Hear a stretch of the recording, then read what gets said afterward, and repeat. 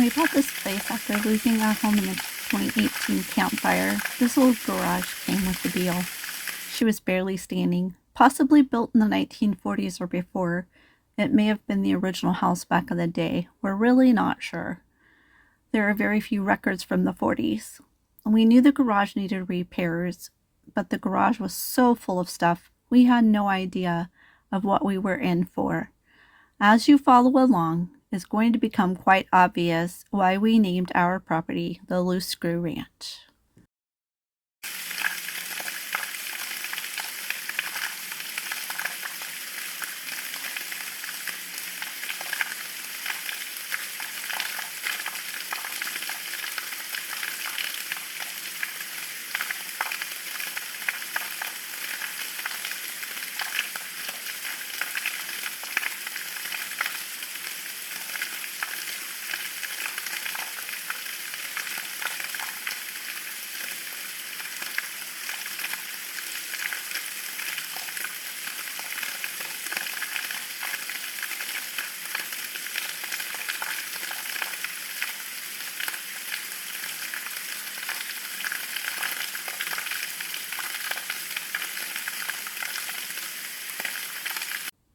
Now, we had a woodpecker, so there was a lot of holes in the trim boards up high, because that woodpecker was relentless, and he's still around.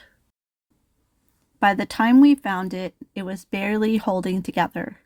The wall closest to the house wasn't even sitting on anything solid. The sill plate had rotted away and turned to dirt. The door had rotted off. The window glass was original to the garage, broken and barely hanging on. And honestly, we weren't sure if this garage could be saved. And when I say we, I mean my husband and the contractor. We were told by the contractor to salvage what we could and demolish the rest. Anyone who knows me knows I love old things that others have given up on.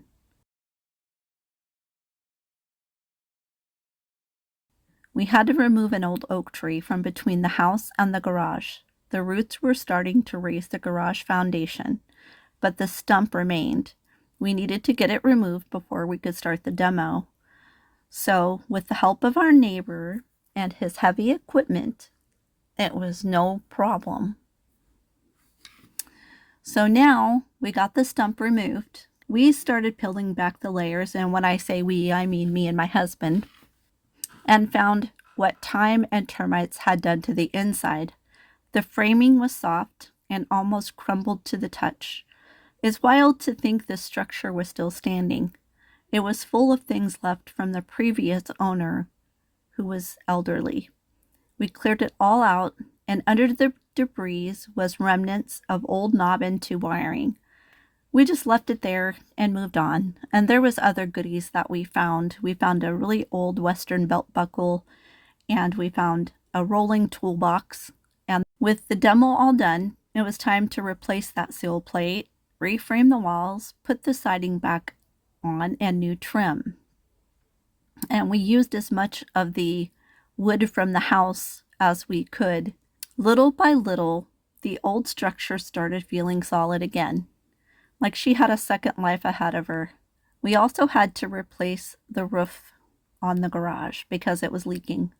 There was metal on the top layer, and then there was asphalt on the next layer, and another layer of asphalt and then as well.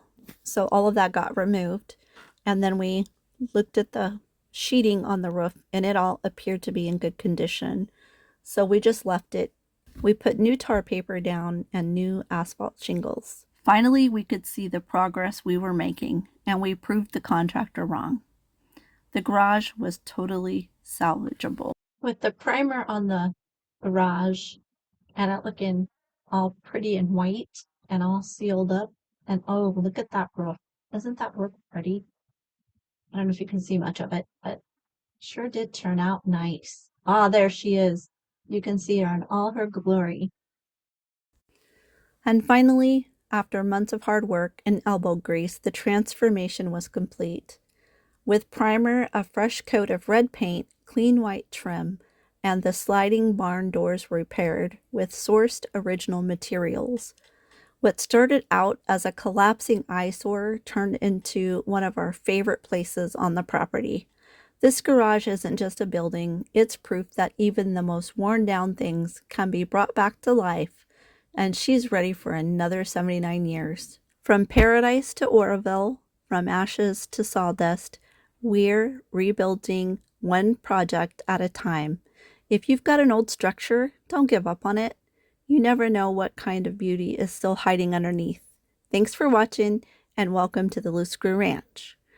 And subscribe for more rebuild stories. Have a great evening. Bye-bye.